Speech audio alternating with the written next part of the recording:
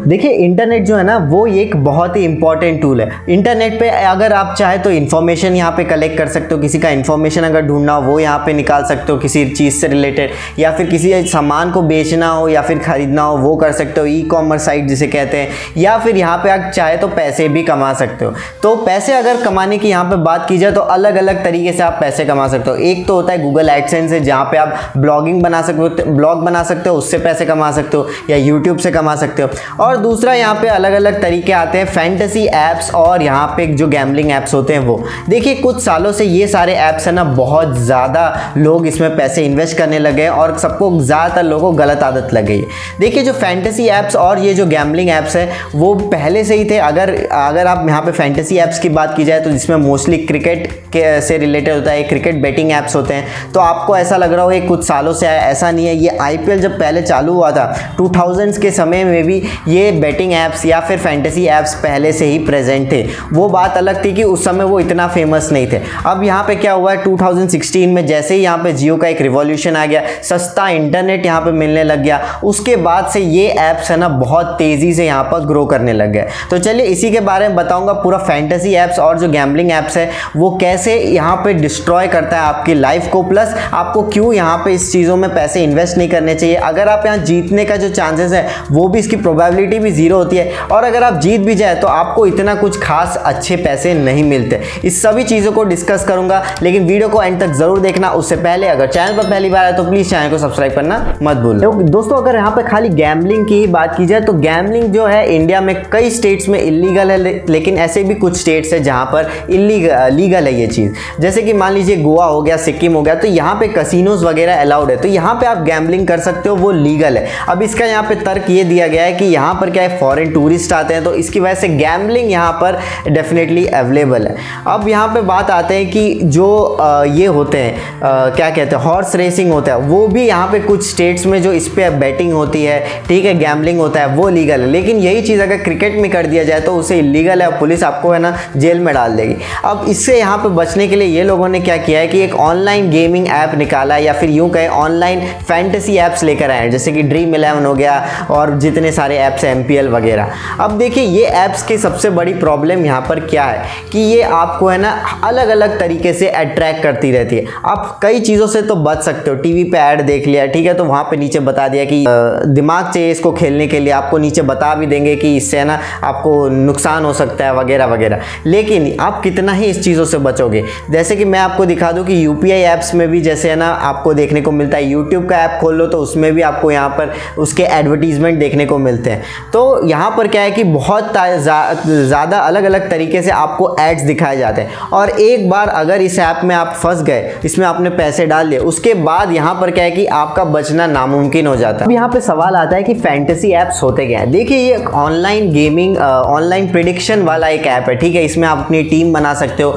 11 के टीम आप बना लिया, आपने कैप्टन वाइस कैप्टन सब आप चूज कर सकते हो यहाँ पर। उसके बाद है ना यहाँ पर जो रियल लाइफ में जो प्लेयर्स है उससे आप यहाँ पे बेसिकली कनेक्ट भी कर सकते हो, और फिर आप यहाँ पे इस गेम को खेल सकते हो। देखिए यहाँ पे इतने परमुटेशंस एंड कॉम्बिनेशंस होते हैं, ठीक है, कि आपका जो प्रोबेबिलिटी है ना जो जीतने का वो लगभग 0 है, ठीक है। अगर कोई जीत भी जाता है ना तो वहाँ पे उसको लत लग जाएगी और पैसा कमाने की, और यहाँ पे कोई हार गया ना तो वो और पैसा यहाँ पे लगाएगा कि जो पैसा वो हारा है उसको यहाँ पे रिकवर कर सके। जैसे हमने एक रिसेंटली एग्जांपल देखा, मैं किसी का नाम नहीं लूँगा यहाँ पर, और वहाँ पे हुआ क्या कि 1.5 करोड़ का पैसा यहाँ पे लगा दिया था, और वहाँ पे जो पर्सन की जो वाइफ है वो भी यहाँ पे सुसाइड कर लेती है, और 1 करोड़ का डेट भी यहाँ पे हो गया था। तो ये चीज़ देखिए कि एक फैंटेसी ऐप से कितना नुकसान यहाँ पे हो सकता है, फैमिली की फैमिली ऐप बर्बाद हो सकती है।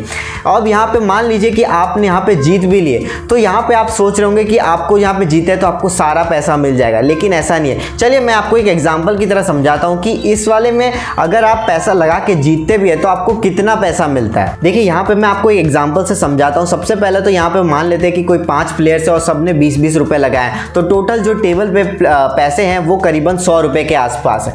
मान लीजिए कि यहाँ पे है ना अगर आप 100 रुपए जीत भी जाते हो, ठीक है, सबने 20-20 लगाए, 100 रुपए टेबल पे है, 100 रुपए जीते, तो देखिए जीतने के बाद सबसे पहला काम तो ये कि यहाँ पे जो गवर्नमेंट है वो GST का टैक्स लगाएगी, और वो टैक्स करीबन 28% का होता है। तो फिर आपको यहाँ पे 28 रुपीज़ माइनस कर दिया जाए तो यहाँ पे 72 रुपीज़ आपके पास आएगा। लेकिन अब देखिए जो गेम जिसने बनाया है, ठीक है, उसका खुद का एक कट होता है, तो वो 15 से 20% होता है, और 30% तक जाता है। यहाँ पे एग्जाम्पल के लिए 20% ले लेते हैं तो 72 में से उसका 20% अगर निकालेंगे यहाँ पर तो देखिए 72 माइनस 14.4 करना पड़ेगा, तब आपके पास यहाँ पे बचेगा 57.6 रुपीज़। अब देखिए यहाँ पे क्या है कि सरकार TDS भी काटती है, वो करीबन 30% TDS होता है, यानी कि 57.6 से लेकर उसमें माइनस कर दीजिए 17.28 का, तो यहाँ पे जो पैसा बचा वो बचा 40.4। अब देखिए जो यहाँ पे आपने 40.4 जो पैसा है उसमें से आपने पहले 20 रुपये लगा दिए थे, तो देखा जाए तो यहाँ पे बचा आपके पास 20.4 रुपीज़। तो यहाँ पे जो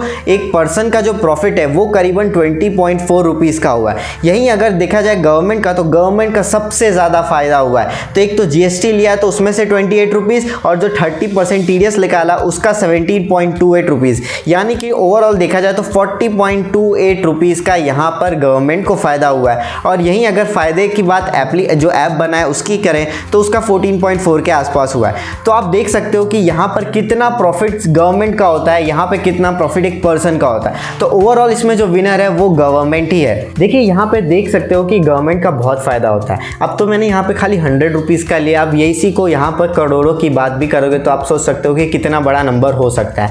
मान लीजिए कि कोई भी ऐसे इवेंट वगैरह आता है, ठीक है, जैसे IPL का एक मैच ही हो गया जिसमें अगर दिन भी 1 करोड़ लोग यहाँ पे जुड़ते हैं, ठीक है, और यहीं अगर हम बात कर लिए सबके सब यहाँ पे मिनिमम जो 100 रुपये प्राइस है, एंट्री प्राइस, वो भी करते हैं, तो मान लीजिए 100 करोड़ रुपए का यहाँ पे इन पूरा इवेंट यहाँ पे हो जाता है। और यहीं अगर IPL में देखें 70 से 80 मैचेस होते हैं तो आप सोच सकते हो कि कितना बड़ा चीज़ है। और इसमें जो जीतने की प्रोबेबिलिटी होती है मैंने तो बता ही दिया है कि वो 0%, मतलब 0 के आसपास ही होती है प्रोबेबिलिटी। तो यहाँ पे आप लगभग नहीं जीतोगे, अगर जीत भी जाओगे तो बहुत ज़्यादा पैसा आपको मिलने नहीं वाला।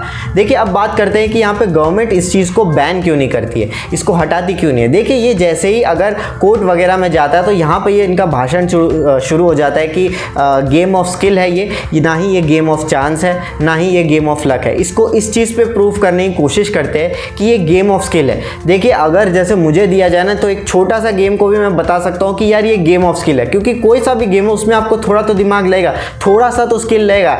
0.001% की स्किल की तो ज़रूरत पड़ेगी, ऐसा कोई गेम ही नहीं पैदा हुआ। तो अगर यहाँ पे इस तरह से अगर हम तर्क देने लग गए कि ये गेम ऑफ स्किल है तो इस तरह से कभी बैन नहीं होगा। तो इसी की वजह से यहाँ पे कोई लॉ भी नहीं है और इसको कोई रेगुलेट करने वाला भी नहीं है। और मैं ज़रूर चाहूँगा गवर्नमेंट इस चीज़ पे लॉ लेके आए। इसको है ना, ये जो डिबेट है गेम ऑफ लक का या गेम ऑफ स्किल का, इस चीज़ को यहाँ पे नहीं रखना चाहिए, क्योंकि ऐसे तो कोई भी गेम को हम बता देंगे कि यार ये गेम ऑफ स्किल है, ठीक है, गेम ऑफ चांस नहीं है। देखा जाए तो इस वजह से बहुत सारे लोग यहाँ पे पैसा गंवा देते हैं, ठीक है, कई फैमिलीज़ यहाँ पे बर्बाद हो जाती है। और इससे तो यहाँ पे जो बच्चे वगैरह होते हैं ना, उसे बच के रहने की बहुत ज़्यादा ज़रूरत है। अगर वो गलती से यहाँ पर एडिक्ट हो गए तो प्रॉब्लम हो जाएगी। एक तो वहाँ पे ज़्यादा कुछ रजिस्ट्रेशन में लगता नहीं है, आधार वगैरह लगा के नंबर पेरेंट्स का डाल दिया और पैसे यहाँ पे बच्चे लगा देंगे। मैं यही कहना चाहूँगा आखिरी में कि आप अपने बच्चों को इन चीज़ों से दूर रखिए, ठीक है। कोई भी ऐप्स वगैरह ऐसे आते हैं, गेमिंग ऐप्स, गैम्बलिंग ऐप्स, जितने भी गेमिंग ऐप्स नहीं, फैंटेसी ऐप्स और ये जो गैम्बलिंग ऐप्स है, उनसे आप यहाँ पर बच कर रहिए, इनसे दूर रहिए।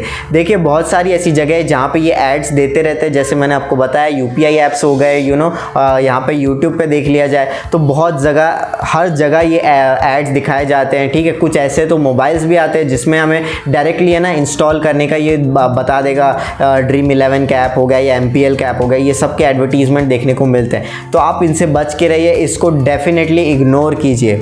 चलिए इस वीडियो में इतना ही, मैं मिलता हूँ आपसे नेक्स्ट वीडियो में। आई होप कि ये वीडियो अच्छी लगी हो, आपको यूज़फुल लगा हो, तो यूज़फुल लगा है तो प्लीज़ सब्सक्राइब कीजिए। मैं मिलता हूँ आपसे नेक्स्ट वीडियो में, तब तक के लिए जय हिंद, जय भारत, वंदे मातरम।